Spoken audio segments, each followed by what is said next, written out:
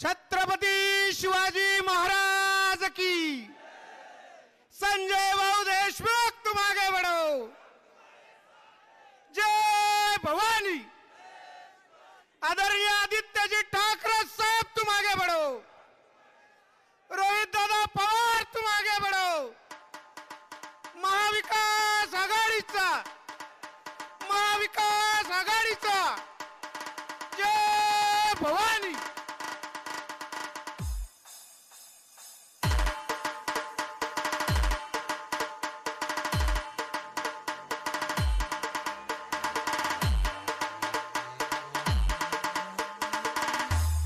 बाकी सर्व मान्यवरांना विनंती आहे की आपापल्या जागेवर स्थानापन्न व्हायचं आहे। आपण ज्यांना ऐकण्यासाठी सगळेजण आतुर आहात त्यांचं आगमन त्या व्यासपीठावर झालेलं आहे।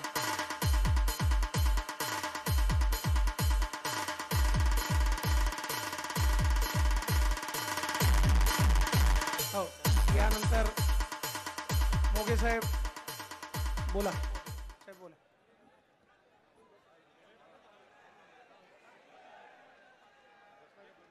हिंदवी स्वराज्याचे संस्थापक छत्रपती शिवाजी महाराज, भारतीय घटनेचे शिल्पकार महामानव डॉक्टर बाबासाहेब आंबेडकर, क्रांतीसूर्य भगवान बिरसा मुंडा, हिंदू हृदय सम्राट वंदनीय बाळासाहेब ठाकरे, हरित क्रांतीचे प्रणेते यवतमाळ जिल्ह्याचे सुपुत्र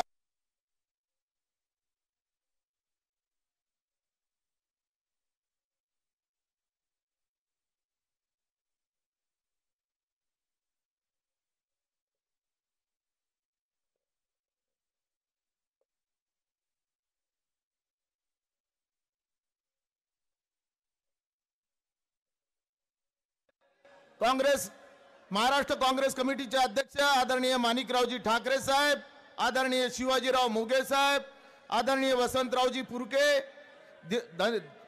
लिंगाडे, वजाहतजी मिर्झा, सुभाष भाऊ वानखडे, आदरणीय कीर्तिबाबू गांधी, वामनरावजी कासावार, आमचे मित्र खाजा बेग, प्रफुल्ल भाऊ मानकर, यायाती नायक, किशोरजी तिवारी, सुनील भाऊ धाबेकर, आदरणीय आमचे मोठे बंधू बाळासाहेब मांगुळकर, प्रवीण भाऊ देशमुख, बाळासाहेब मुनगीनवार, विश्वास भाऊ नांदेकर, मंचकावर उपस्थित असलेली आमची सर्व नेते मंडळी आणि वेगवेगळ्या गावातून आलेले आमचे सर्व वडीलधारी मंडळी, युवक मित्र मंडळी, बंधू आणि भगिनींनो, एवढ्या उन्हामध्ये आपण सर्वजण या ठिकाणी आलात त्याबद्दल मी आपल्या सर्वांचं या ठिकाणी मनापासून आभार व्यक्त करतो। एवढ्या उन्हामध्ये आपण या ठिकाणी या कार्यक्रमासाठी फॉर्म भरण्यासाठी या ठिकाणी आपण आलेले आहात। एवढ्या उन्हाच्या याच्यामध्ये आपल्या शरीरामधून घामाच्या धारा वाहून राहिल्या। मित्र, मी तुम्हाला या शाश्वती देतो की जेवढा तुम्ही माझ्यासाठी घाम गाळाल या यवतमाळ वाशिमचं भाग्य संजय देशमुख पलटवल्याशिवाय राहणार नाही। मित्र, आपल्या सर्वांना माहित आहे हा शेतकऱ्याचा जिल्हा, हे गरीब सामान्य आदिवासीचा जिल्हा, हा गरीब सामान्य बंजारा समाजाचा जिल्हा, हा ओबीसीचा जिल्हा, याच्यामध्ये राहणारे आमचे अल्पभूधारक शेतकरी। परंतु आज आमच्या शेतकऱ्याचे काय हाल आहे? अरे 11,000चा कापूस 7,000वर आला, 6,000चा सोयाबीन 4,000वर आलं, परंतु उद्धव ठाकरे मुख्यमंत्री असताना 11,000 रुपये देण्याचं भाव देण्याचं काम माननीय पक्षप्रमुख उद्धव बाळासाहेब ठाकरे साहेबांनी केलं। आमच्या शेतकऱ्यांना 2 लाख रुपयाची कर्जमाफी एका थंबवर देण्याचं काम त्या ठिकाणी उद्धव साहेबांनी केलेलं आहे। मित्र, हे आघाडी झालेली आहे। माझी आपल्या सर्व बंधूंना विनंती आहे की आपलं हे एक मत या यवतमाळ वाशिमचं भाग्य पलटवणार आहे। हे आपलं एक अमूल्य मत माझ्यावर विश्वास ठेवून, या आघाडीवर विश्वास ठेवून मशाल या चिन्हाचं बटन तुम्हाला दाबायचं आहे आणि निश्चितपणे या भागाचा विकास करण्याच्या संदर्भात मी सदैव तत्पर या ठिकाणी राहणार आहे। मित्र, आपल्याला माहिती बेरोजगाराचे हाल आहे, शेतकऱ्याचे हाल आहे, छोटे छोटे व्यापारी आहे, त्यांना सुद्धा जीएसटी लागू केलेली आहे, व्यापारी सुद्धा संकटात आले आहे, मोठमोठे मॉल निर्माण झालेले आहे, आमचा छोटा व्यापारी सुद्धा या ठिकाणी बर्बाद झालेला आहे। म्हणजे या ठिकाणची जनता कोणी खुश नाही, तरुणांना काम नाही, शेतकऱ्याच्या मालाला भाव नाही, प्रचंड भ्रष्टाचार वाढलेला आहे, अधिकारी आणि पुढाऱ्याची युती झालेली आहे. तुम्ही कुठेही जा, तहसील मध्ये जा भ्रष्टाचार आहे, पोलीस स्टेशन मध्ये जा भ्रष्टाचार आहे, कोणत्याही शासकीय कार्यालयामध्ये जा, पैशाशिवाय काही काम होत नाही. आणि मोदी साहेब सांगत होते की मैं खाऊंगा न खाने दूंगा. अरे हे सटार खाऊ राहिलं तुमचे आमदार खासदार, तुमचे मंत्री एवढे गब्बर झालेले आहे. या गब्बर लोकांना कुठेतरी जागा दाखवण्याची वेळ आलेली आहे. मित्र, आपल्या सर्वांना माहित आहे की डीपी जळाली तर 15-15 दिवस आपल्याला डीपी मिळत नाही. काय आपल्या यवतमाळ जिल्ह्याचे हाल आपल्या सर्वांना माहित आहे की या ठिकाणी हिंदुस्तान लिव्हर लिमिटेड कंपनी होती, ती बंद पडली. ओरिएंट सिंटेक्स कंपनी होती, ती बंद पडली. रेमंडचे 4 युनिट होते, 2च चालू आहे, 2 बंद पडले. अरे तुम्ही सांगितलं होतं की 6 महिन्यात या ठिकाणची पाणी पुरवठ्याची योजना करू. 6 वर्ष झाले अजून पाणी पुरवठ्याची योजना यवतमाळमध्ये झाली नाही. अशा अनेक गोष्टी आहे. 2003 मध्ये नाट्यगृहाचं काम सुरू झालं, 2023 झाले तरी यवतमाळचं नाट्यगृह अजूनही झालेलं नाही. 6 महिन्यात पाण्याची योजना करतो म्हटलं, आज या ठिकाणी 6 वर्ष होत आहे, ते सुद्धा होत नाही. या ठिकाणचा यवतमाळ जिल्ह्याचा क्राईम रेट किती वाढलेला आहे. अहो, यवतमाळ जिल्ह्यामध्ये या शहरामध्ये सायकलला सायकल जर लागली तर खून होते, एवढा क्राईम रेट या यवतमाळ मध्ये लागलेला आहे.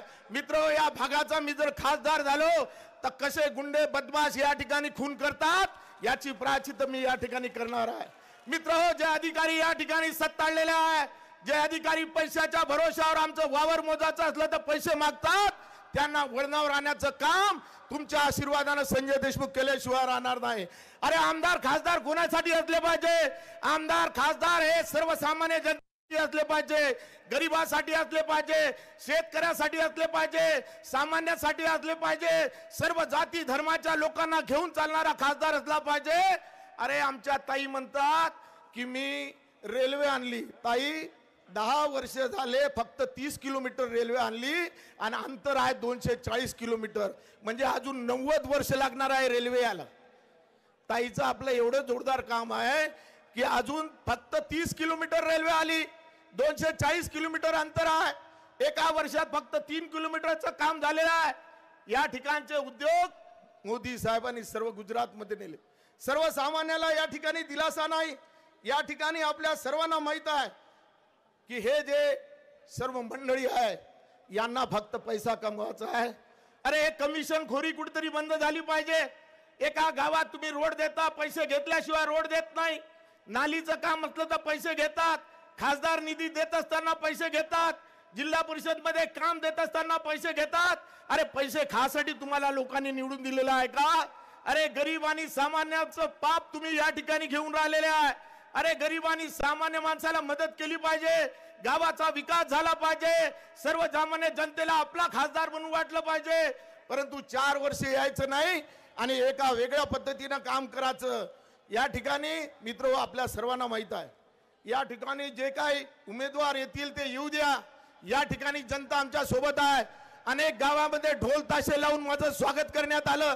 मला असं वाटलं की माझा परिचय नाही, लोक एवढं ढोल ताशे कसे काय लावून राहिले. परंतु लोकांना हे माहित आहे की हे उमेदवार उद्धव बाळासाहेब ठाकरेचा उमेदवार आहे. हा उमेदवार काँग्रेस पक्षाचा उमेदवार आहे. हा उमेदवार राष्ट्रवादी पक्षाचा उमेदवार आहे. आमचे सहकारी पक्ष, हा पार्टी असतील, अनेक पार्ट्या आम्ही एकत्र झालेलो आहोत. मित्र, मी एवढं सांगू इच्छितो की आपण मोठ्या संख्येनं या ठिकाणी आलात, तुमचा विश्वास माझ्यावर दाखवला. मी तुमच्या विश्वासाला तडा जाऊ देणार नाही. मी कोणत्याही आमिषाला बळी पडणार नाही.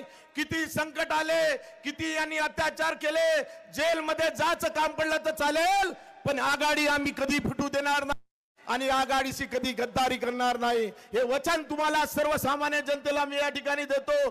शेवटी मित्र हो, या ठिकाणी आपल्याला माहित आहे की या पक्षाच्या ध्येय धोरण जे आहेत ते आम्ही तिन्ही पक्षाच्या लोकांना माझी विनंती आहे, एखाद्या वेळेस माझा फोन येणार नाही, एखाद्या वेळेस तुम्हाला मान सन्मान मिळणार नाही, पण कृपा करून गैरसमज करू नका. ही लढाई संजय देशमुखची नाही, ही लढाई आपल्या सर्वांची आहे. म्हणून सर्वजण या ठिकाणी उमेदवार समजून या ठिकाणी सहकार्य करावं आणि आपले हे दोन्ही उमेदवार जे पुढे येणार आहे, आता बाई येते का बुवा येते हे तुम्हाला माहित आहे. कोणी येऊ द्या, पैलवान कोणी तयारी असला तर हे सर्वसामान्य जनता आमच्या सोबत आहे. आता आम्हाला काळजी राहिली नाही. आपला आशीर्वाद, आपलं सहकार्य असं राहू द्या. मी निश्चितपणे विकासाची गंगा यवतमाळ वाशिम मध्ये आणल्याशिवाय राहणार नाही अशी खात्री देतो आणि माझे 2 शब्द संपवतो. जय हिंद, जय महाराष्ट्र.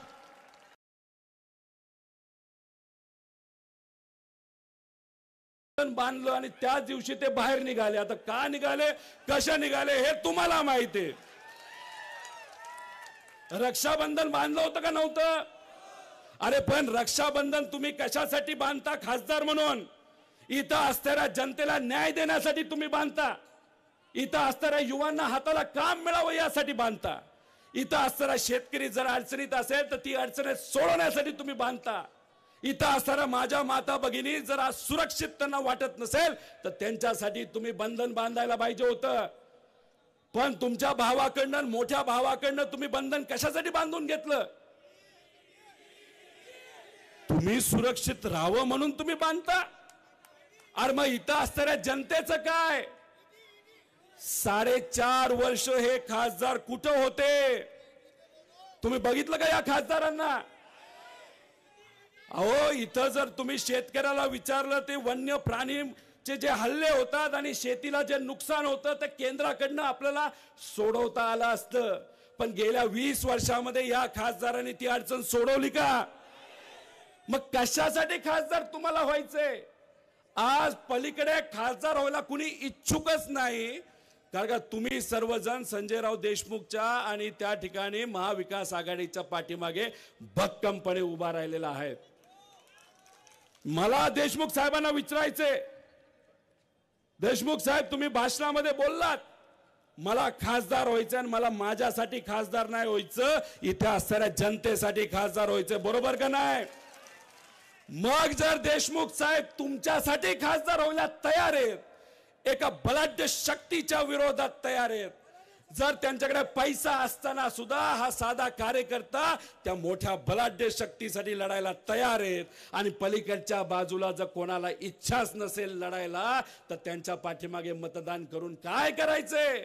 आपल्याला लढवया लोकांना, लढवया नेत्याला लढून द्यायचंय आणि आपल्या महाविकास आघाडीचे इथले भावी खासदार आणि तुमच्या सर्वांचे उमेदवार हे संजयजी देशमुख साहेबांच्या पाठीमागे हे आपल्या सर्वांना तिथं उभं राहायचंय. इथं असणारे काही लोक मला भेटले, त्यांनी मला सांगितलं काही प्रमाणात विकास काही तालुक्यांमध्ये झालाय. मी म्हणलं मग काय झालं? अहो एक रोड नाही ते एक काम करण्यासाठी 30% कमिशन घेतली, दलाली घेतली, आहे का नाही खरं?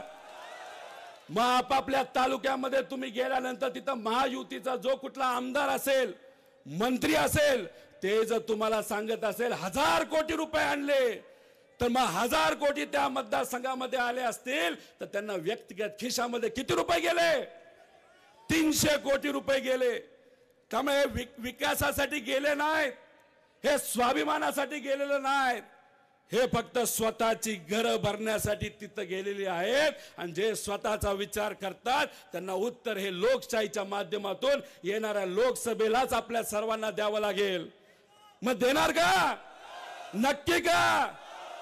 ऊन लय तापले, गरम झाले, तर वातावरण गरम करायचं का नाही करायचं ते तुम्हीच करू शकता. आणि इथं आल्यानंतर तुमच्याकडे बघितल्यानंतर इथलं वातावरण महाविकास आघाडीच्या बाजूने गरम झालेलं आपण सर्वजण बघू शकतो. काय कपाशीची परिस्थिती आज? परवडतं का कपाशी आज? अहो 2014ला जेव्हा भाजप सत्तेत येत होतं त्यांनी सांगितलं होतं पुढच्या 5 वर्षामध्ये शेतकऱ्याचं उत्पन्न आम्ही डबल करू. काय रेट कपाशीचे? 2013ला सुद्धा 7,500 ते 7,000 का 8,000 रेट होते आणि तुम्ही उत्पन्न डबल करायला निघाला होता. अहो 10 वर्षानंतर तेवढेच रेट राहिले हो. खताचे रेट वाढले, डिझेलचे रेट वाढले, पेट्रोलचे रेट वाढले आणि कपाशीच्या बाबतीत तुम्ही जीएमचं जे आमचं बियाणं असतं त्याच्यावर काम न केल्यामुळे आमची उत्पादकता कमी झाली आणि आमचा हा कष्टकरी शेतकरी आज अडचणीत आलाय. मग इथं असणाऱ्या खासदाराला तिथं पडलं नव्हतं की तुमच्या भावाला जाऊन सांगायला की आमचं जीएमचं जे काय बियाणं आहे त्याच्यात थोडंसं काम करा, आमच्या शेतकऱ्याला परवडत नाही आणि 7,000 मध्ये त्याचं घर चालत नाही, तर त्याला त्याच्या कापाशीला कुठंतरी 12,000 रेट मिळाला पाहिजे. एवढं धाडस इथं असताना महायुतीच्या नेत्याला झालं होतं का नव्हतं? गप्प बसले सगळे. सोयाबीनची काय परिस्थिती इथं? परवडतंय का? अहो तुम्ही विकासासाठी महाविकास आघाडीला सोडून महायुतीमध्ये गेला. इथं असणाऱ्या कुठल्या तरी आमदाराने जे महायुतीमध्ये आहेत, आमच्या पक्षात होते, तेही सोडून गेले. आदित्य भाऊ ठाकरेंच्या मतदारसंघात होते, तेही सोडून गेले. अरे पण त्या सोडून गेलेल्या लोकांनी तुमचा सोयाबीनचा प्रश्न मांडला होता का नव्हता? अरे मग कसला विकास? फक्त तुमचा विकास म्हणजे सगळा विकास का? मग अशा पद्धतीने ह्या गोष्टी होत असतील तर याचा विरोध हा आपल्या सर्वांना करायचा आहे. पण ते काय म्हणतील तुम्हाला माहिती का? मोदी साहेब तुम्हाला सगळ्यांना वर्षाला 6,000 रुपये देतात आणि शेतकऱ्याला 6,000 रुपये देतात, म्हणजे शेतकऱ्याला विकत घेतला असं ते म्हणत असतील. त्याला उत्तर देणार का? मला स्वाभिमान आहे. तुम्ही दिलेले हे पैसे आम्हाला नको, पण आमच्या सोयाबीनला भाव द्या, आमच्या कपाशीला भाव द्या. जर आमच्या सोयाबीनला आणि कपाशीला 4-5 रुपये जर जास्त किलोला मिळाले तर कदाचित आमच्या हातामध्ये 1.5 लाख रुपये जास्त येतील. पण त्याच्याकडे तुम्ही दुर्लक्ष करता आणि 6,000च्या गप्पा तिथं घेता आणि आमच्या मतं विकत घेता. नाही पटणार, नाही आम्ही सहन करणार, हे सांगण्याची वेळ या लोकसभेला आलेली आहे. अहो गेल्या वेळेस लोकसभेला काही इतर पक्षाचे नेते उभे होते, पण मी सर्वांना सांगतो 2024 ला होणार नाही. पण चुकून जर भाजप सत्तेत आलं तर संविधान आणि लोकशाही या देशामध्ये राहणार नाही. मग एखादा तिसरा पक्ष इथं उभा राहिला आणि मत विभाजन करण्याचा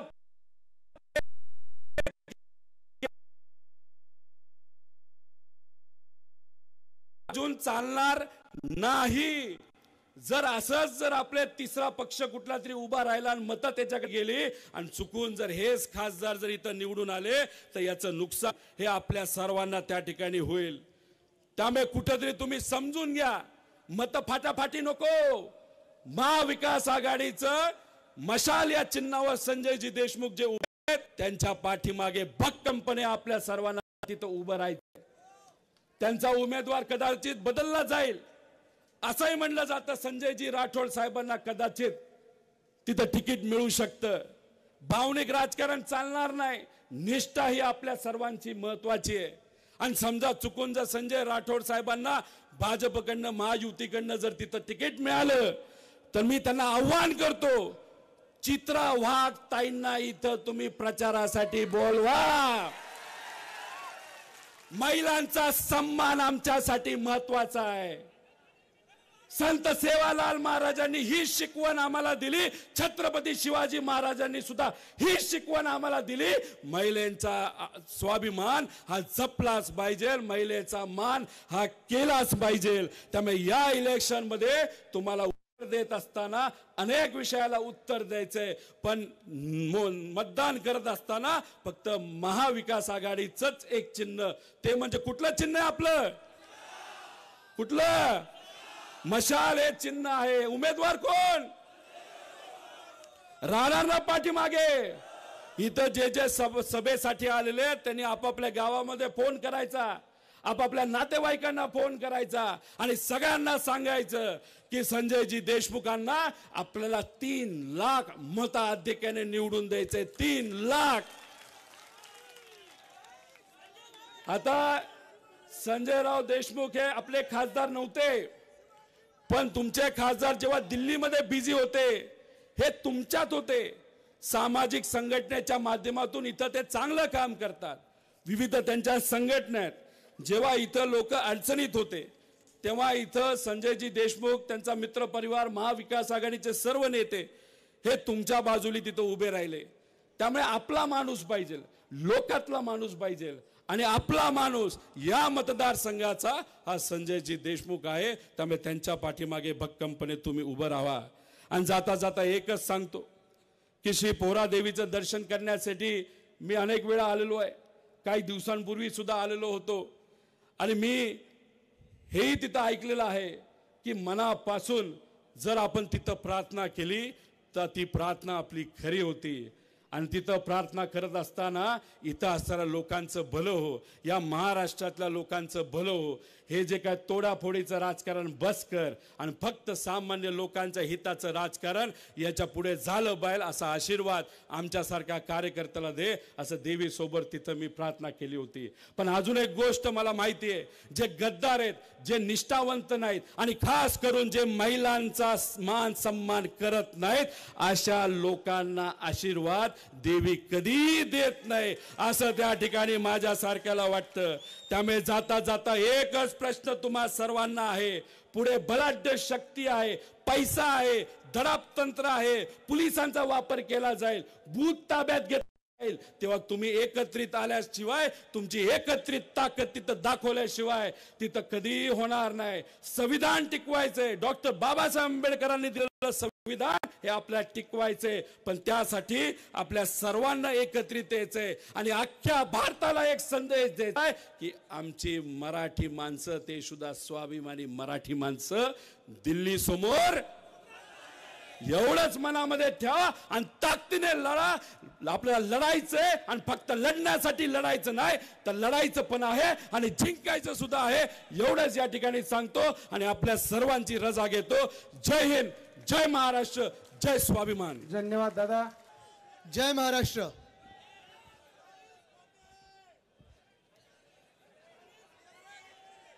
जेवलात का सगळे? नाही, खरं बोला. तुमची माफी मागतो मी सर्वप्रथम, कारण मला माहिती आहे ऊन आहे, उष्णता वाढत चाललेली आहे, अनेक लोक वेगळ्या वेगळ्या गावातून आलेले आहात आणि जेवलेही नाही आहात. तरी देखील हे सगळं वातावरण पाहून आज पक्का झालेलं आहे की यवतमाळ वाशिम आपण जिंकणार म्हणजे जिंकणारच. कारण तुम्ही कोणी भाड्याने आलेलं नाही आहात, खेचून आणलेलं नाहीये. जसं घटनाबाह्य मुख्यमंत्र्यांच्या सभेमध्ये आणतात, मग जेव्हा कळटारे मुख्यमंत्री बोलणार पळायला लागतात बाहेर, तसं कोणी पळणार नाहीये. तर आपली महाराष्ट्राची जनता आहे, तुम्ही इथे मला प्रेम आणि आशीर्वाद द्यायला आलेला आहात आणि मी माझं भाग्य समजतो की पोहरादेवीच्या या परिसरामध्ये, संत सेवालाल महाराजांच्या या भूमीमध्ये या प्रचाराची माझी पहिली सभा होत आहे. मी माझं भाग्य समजत आहे, तुमचे आशीर्वाद घ्यायला इथे आलेलो आहे.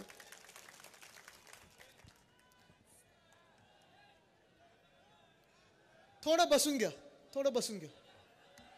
बसतील बसतील सगळे बसतील. आपल्याला गद्दारांना बसवायचं, हे उभे राहिले तरी चालतील.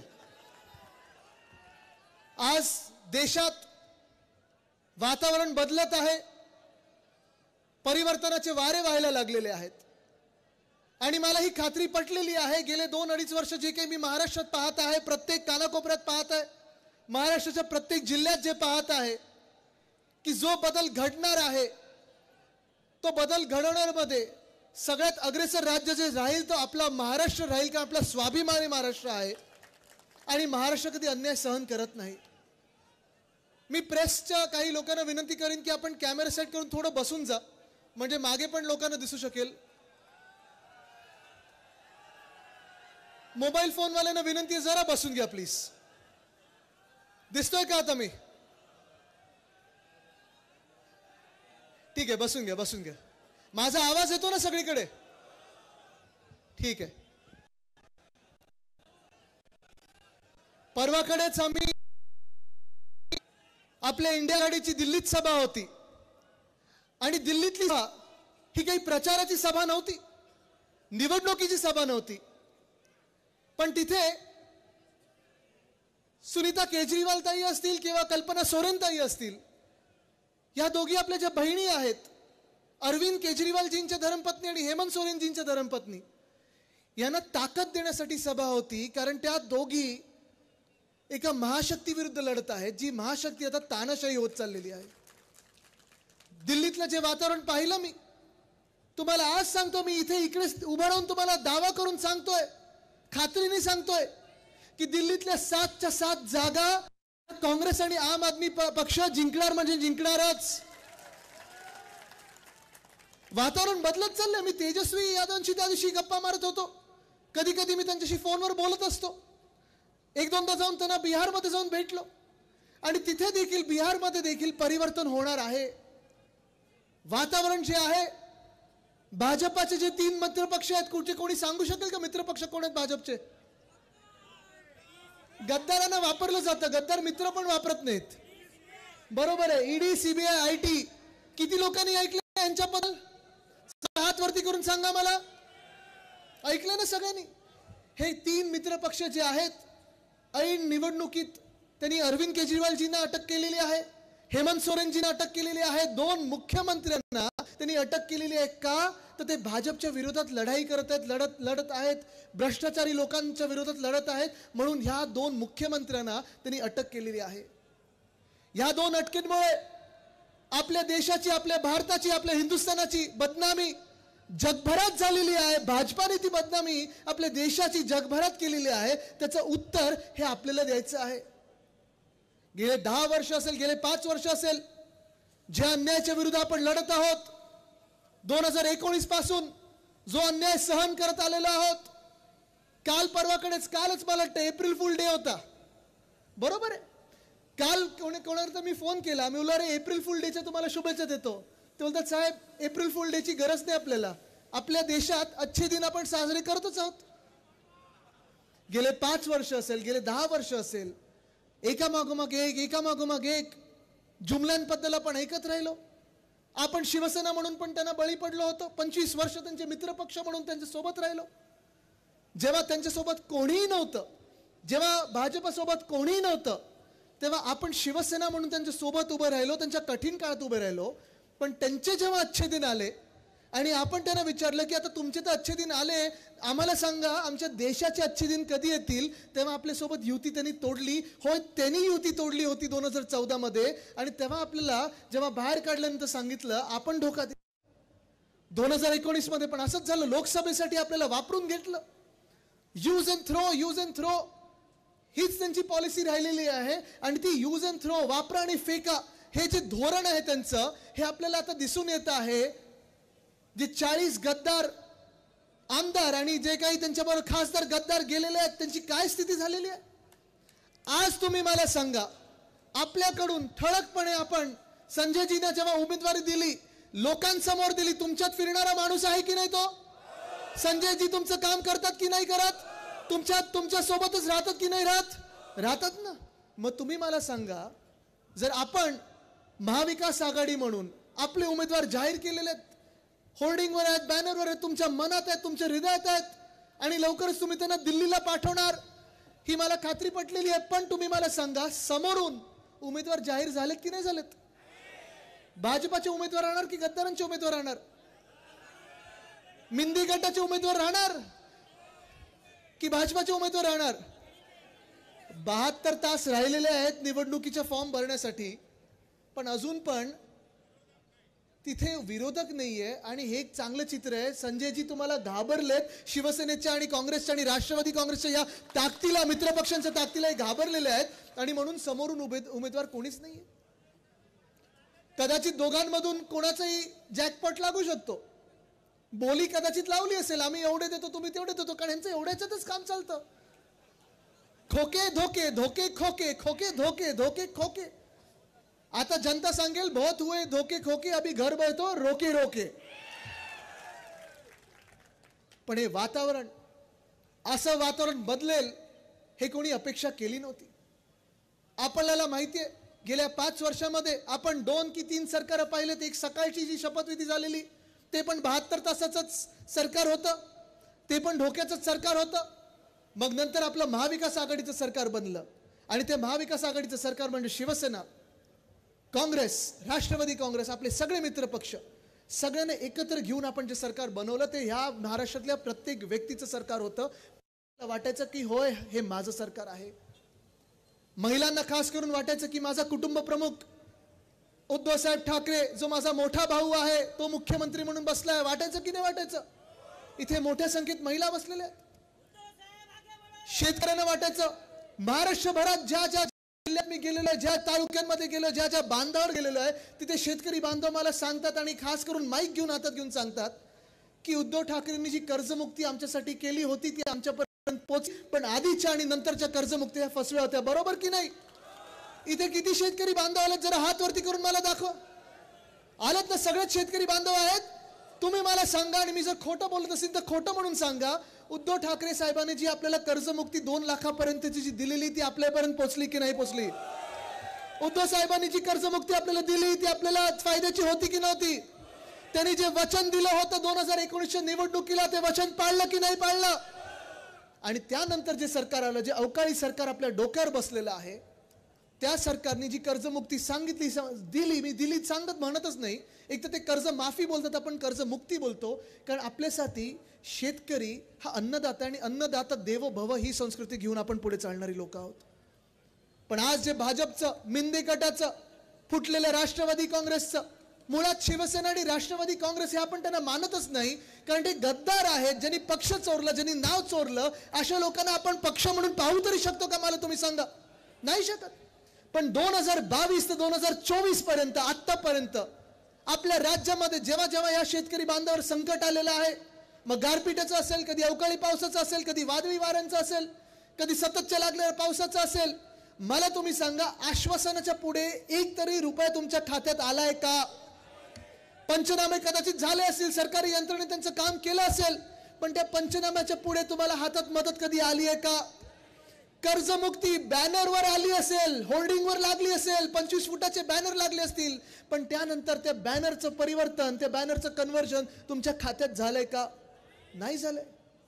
आणि मग जे वातावरण आपण पाहत आहोत, एका बाजूला आपलं महाविकास आघाडीचं सरकार होतं, उद्धव साहेब मुख्यमंत्री होते, आणि त्या महाविकास आघाडीच्या सरकारमध्ये देखील कोविडच्या काळात पण आपण जेव्हा जेव्हा कुठच्याही जिल्ह्यात कधी अवकाळी पाऊस झाली असेल, गारपीट झाली असेल, कुठच्याही शेतकऱ्यांनी उद्धव साहेबांना व्हॉट्सअप किंवा SMS जरी केला असेल, तातडीने मदत आपण त्या जिल्ह्यात द्यायचो. आपली सगळी यंत्रणा सरकारी कामाला लावायचो, कारण हे सरकार जे असतं हे लोकांचं सरकार असतं, जनतेचं सरकार असतं, आपल्या शेतकऱ्यांचं सरकार असतं. पण आज दुर्दैव असं झालेलं आपल्या राज्यामध्ये, आपल्या महाराष्ट्रामध्ये, की जिथे जिथे मी शेतकऱ्यांना विचारतो, आज पण इथे सगळ्या शेतकऱ्यांना विचारत आहे मी, तुम्हाला वाटतं का की तुमच्या पुढची पिढी, म्हणजे माझ्या वयाची तुमची जी मुलं असतील, मुली असतील, त्यांनी शेतकरी व्हायला पाहिजे, असं वाटतं का तुम्हाला? वाटतं का? कोणाला वाटत असेल तर हात वरती करा, सांगा मला. का नाही वाटत तो सांगा जरा मला. कोणी सांगू शकेल? सांगा दादा. शेतमालाला भाव नाही.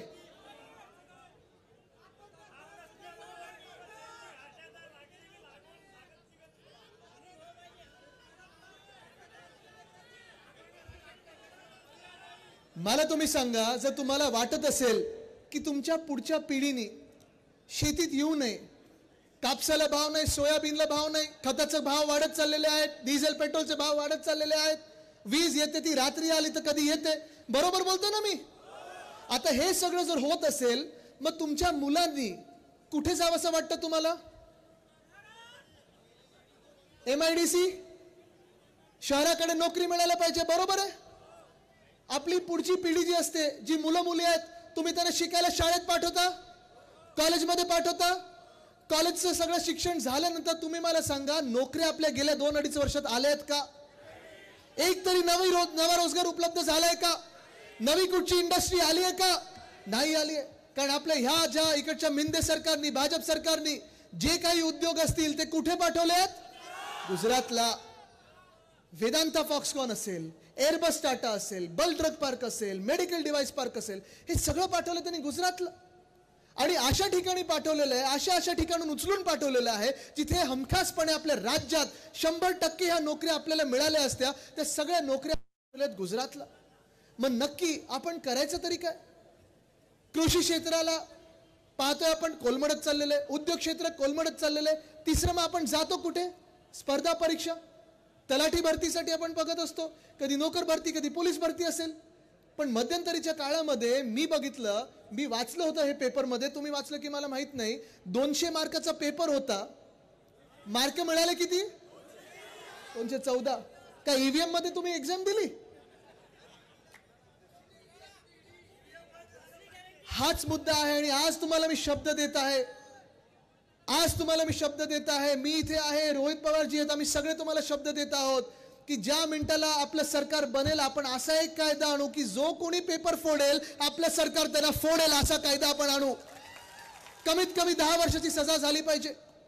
पण आज देशामधलं चित्र जे आहे ते भयानक होत चाललेलं आहे. लोकशाहीला धोका आहे, संविधानाला धोका आहे. शेतकरी जो आपण अन्नदाता म्हणून मानतो त्याला आज इथे ड्रोन कुठे गेला? ड्रोन फिरतो इथे, जरा चालवा हवे तो. हवा गेली काय? एवढी सगळे आपले शिवसैनिक आणि महाविकास आघाडीचे कार्यकर्ते बघून विरोधी पक्षाचा ड्रोन आहे की काय? हा जो ड्रोन फिरत होता ना तुमच्या डोक्यावर, असाच ड्रोन केंद्र सरकारनी, भाजपाच्या केंद्र सरकारनी आपले जे शेतकरी बांधव पंजाब मधून, हरियाणा मधून, छत्तीसगड मधून जे दिल्लीकडे चालले होते ना, अशाच ड्रोन नुसतं फोटो काढण्यासाठी नाही तर अश्रुधूर सोडण्यासाठी हा त्यांच्यावर सोडला होता. आज मी तुम्हाला एवढंच विचारायला आलेलो, जास्ती वेळ घेणार नाही कारण आता फॉर्म भरायला पुढे निघायचं, आपल्याला मोठी रॅली पण आहे. पण आज मी तुम्हाला एवढंच विचारायला आलेलो आहे की जे केंद्र सरकार, जे भाजपा सरकार ज्यांनी 2014 मध्ये सांगितलं, ज्यांनी 2019 मध्ये सांगितलं, जुमला केला, त्यांनी सांगितलं होतं की आम्ही शेतकऱ्याचा जो काही हमी भाव आहे तो दुप्पट करू, उत्पन्न दुप्पट करू. दुप्पट झालंय का? 2014 मध्ये पण खोटं बोलले होते की आम्ही स्वामीनाथन आयोग लागू करू. त्या स्वामीनाथन साहेबांना त्यांनी भारतरत्न दिलं, पण दिल्लीच्या बॉर्डरवर शेतकऱ्यांवर ज्यांनी लाठीचार्ज केला, हे शेतकरी बांधव त्या भाजप आणि गद्दारांना मतदान करणार का? जे महिला, आज इथे महिला मोठ्या संख्येने आल्यात, जर हात वरती करून मला इथे आशीर्वाद द्या तुम्ही सगळ्या महिलांनी. ज्या महिलांना आज मी तुम्हाला खास करून विचारायला आलोय, महिलांचा जो अपमान सतत होत या राज्य सरकारमध्ये ते तर आहेच, आपल्याला बघतोय आपण. ज्यांनी काही महिला खासदारांना घाणेरडी शिवीगाळ केले ते देखील कॅबिनेट मंत्री म्हणून बसलेत. आणि ह्याच जिल्ह्यातले ज्यांनी महिलांवर अत्याचार केलेले आहेत, त्यांच्यावर आरोप भयानक झालेले आहेत, असे देखील मंत्रिमंडळात बसलेले आहेत. पण त्याच पलीकडे काय जाऊ दे, आता जास्ती काही बोलत नाही त्यांच्यावर, तुम्ही काय निकाल द्याल तर द्याल. पण आज मी तुम्हाला विचारायला आहे की ज्या भाजपाने बिल्किस बानोचा ज्यांनी रेप केला त्याचा सत्कार करण्यात, त्या रेपिस्ट ज्यांनी अत्याचार केला त्या अत्याचाऱ्यांचा ज्यांनी सत्कार केला, ज्यांची आरती ओवाळली, अशा तुम्ही पक्षाला मतदान करणार का? कारण आपलं जे काही संस्कृती आहे, जे काही आपली शिकवण आहे, जी हिंदू सम्राट बाळासाहेब ठाकरेंनी आपल्याला सांगितलेलं आहे की महिलांचा सन्मान झालाच पाहिजे. ती महिला कुठच्याही जातीची असो, धर्माची असो, महिलांचं सन्मान आणि संरक्षण झालंच पाहिजे. अशा पक्षाचे आपण आहोत. ही संस्कृती आपली आहे. आपल्याला विचार करायचा आपला देश जाणार कुठे. आजकडे संपूर्ण महाराष्ट्रात आपण पाहतोय चित्र बदलत चाललेलं आहे. चित्र आपल्या बाजूनी होत चाललेलं आहे. चित्र इंडिया आघाडीच्या सोबत चाललेलं आहे. आणि उद्धव साहेबांनी जो नारा दिल्लीत दिलेला आहे तो नारा मी इथे पुन्हा एकदा देणार आहे. आपण पण द्या आणि घरोघरी जाऊन द्या. अब की बार भाजपा तडीपार. पुन्हा एकदा बोलायचं, अब की बार. प्रचार सभा आपले होतील, रोड शो आपले होतील, तुम्ही घरोघरी जाल, प्रचार कराल. पण मी आज तुम्हाला एकच विचारणार आहे, पुन्हा विचारणार आहे, रोहितजींनी विचारलेलं आहे, माणिकराव ठाकरे साहेबांनी विचारलेलं आहे, आपलं चिन्ह कुठचं? आपल्याला आता विचार करून पुढे निघायचं आहे. कारण एवढंच सांगतो, हीच ती संधी आहे. 10 वर्ष आपण थांबलेलो आहे. 2024 परिवर्तन घडणार म्हणजे घडणारच. आणि ते परिवर्तन घडवणारे जे सगळे मावळे आहेत ते माझ्या समोर बसलेले आहेत. जर तुम्ही सगळे एकत्र राहून मला सांगणार असाल की आपलं सरकार येणार, केंद्रात येणार म्हणजे येणार, हात वरती करून मला आशीर्वाद द्या, हात वरती करून आशीर्वाद द्या. आणि हे हात वरती असतानाच आजूबाजूला बघा, ही जी तुमच्या समोर कितीही मोठी महाशक्ती आली तरी कोणी तुम्ही आडवं केल्याशिवाय. धन्यवाद. जय हिंद, जय महाराष्ट्र, वंदे मातरम.